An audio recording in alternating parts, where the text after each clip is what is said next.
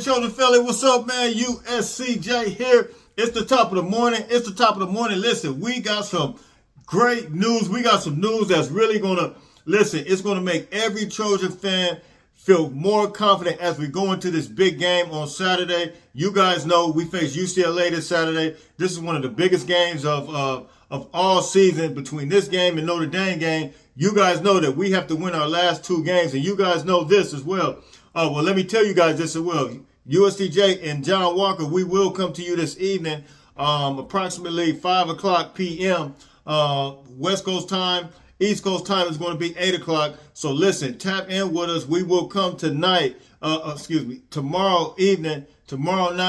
for some, and we will do a preview USC versus UCLA. Listen, you guys want to be locked into that, and we're going to break down the game. We're going to go through the specifics, and we're going to see who we think is going to come out on top. Yes, it's going to be a close game, but we'll get into that. But listen, USC now has, according to Lincoln Riley, we heard Lincoln Riley make some statements in an interview, and Lincoln Riley said this. When asked about Eric Gentry and Mario Williams, he said, I expect these guys to play. Now, what better time?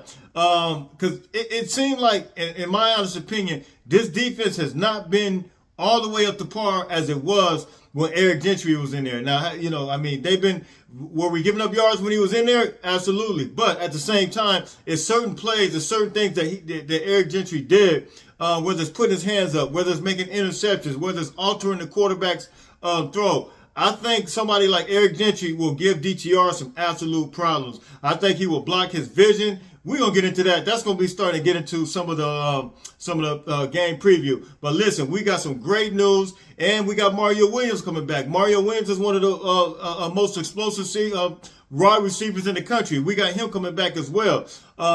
Do I think? Well, I'm not even going to say that. But I think this is great news for us. And listening to Lincoln Riley's press conference today, something else that really struck my mind, and you guys are going to have to forgive me for this. As I heard him talking, he was talking about Bobby Haskins. You guys know that Bobby Haskins came from Virginia, and it never struck my mind. Even if he didn't come from Virginia, I was totally lost in the sauce. But we had three players, man, in the world of college football that passed away due to another teammate of theirs shooting them. And this thing was tragic. It happened in Virginia. You guys know these are the players here. And coincidentally, I was just reading this article here. It said the University of Virginia is going to close, it's going to cancel the final game, the game that they have, their final home game against Coastal Carolina. They're going to cancel this game. I don't see how they can play for the rest of the season, to be honest with you. This is absolutely just catastrophic. A guy by the name of Lavelle Davis Jr., Deshaun Perry, and Devin Chandler. I believe all these guys were starting players, man. I mean, there's a linebacker, a receiver. I mean, this thing is really, when I heard about this a couple days ago, it really just, it touched my heart. It went out to not only the teammates, but it went out to the parents, man. I mean, you got your kids that were star football players. All of a sudden, they just, I don't know. The details haven't came out yet as far as what happened with this, but I don't know if he was a disgruntled, I don't even want to try to figure this thing out, but all I know is three young men lost their lives and no longer here with us on earth. So I'm asking you guys to stand with me in prayer. Pray for the families, all those who are involved. Pray for the young man that had to witness that, the young men that are on the team that have to some mental challenges may occur because of this, man. This is crazy. So listen, you guys hit me in the comment section. You guys tell me what you think about this. Now we got to get to this. We got to get to this UCLA thing. UCLA Board of Regents, they are blocking. They are trying to attempt once again to block this. I thought this was over. I thought it was completely done. We're gonna take a look at this. I want to get into some of this article, man, and then I'm out of here because we got to come back this evening and do this UCLA preview. I need you guys to check this out. UCLA Board of Regents once again trying to block UCLA from making a power move. Check this out. The article right here in reference to UCLA Board of Regents, And man, this is just weird, man. I thought this whole thing was pretty much over, but here it is right here. It says UC Regents set December 14th for decision on UCLA's Big Ten move.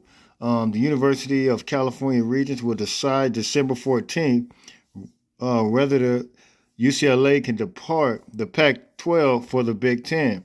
The Regents met Thursday in San Francisco and discussed to reaffirm, overturn, or abstain from actions on UCLA's decision to become a Big Ten member in 2024, scheduling a new meeting to make their final decision.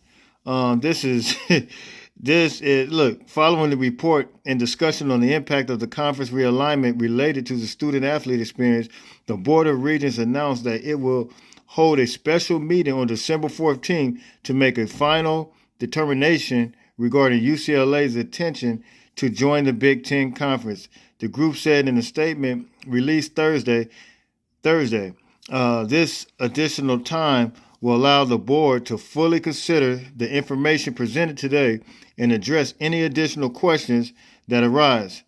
Man, this is absolutely crazy.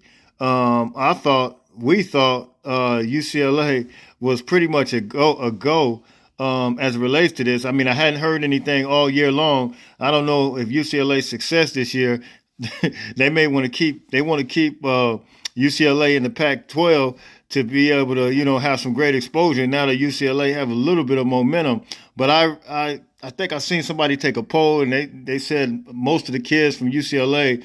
This was just a poll within the students. Most of the kids from UCLA said that they need USC or they want go with USC to be, they want to be close to USC. I mean, I guess they want to be little brother, but whatever the case may be, this is pretty a remarkable thing still taking place. I mean, because the season is now almost over and UCLA still doesn't have a clear answer as to whether they can go or not, man. So you guys hit me in the comment section. You guys tell me what you guys think about that. All right, so that's the article right there. That's the information, man. What do you guys think? Do you think they're really going to do this? Try to block UCLA from making this move to the Big Ten? Wow, unbelievable, man. So listen, you guys hit me in the comment section. And once again, you guys know, like I said, let me reiterate this.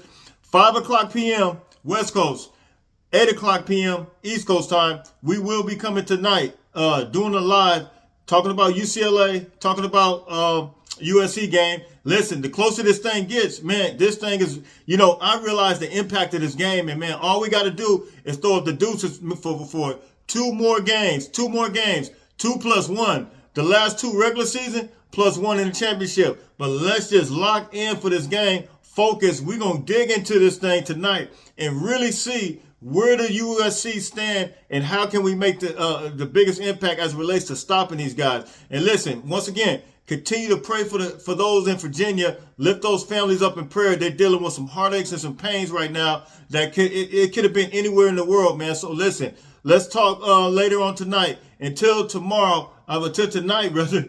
Fight on, fight on, fight on.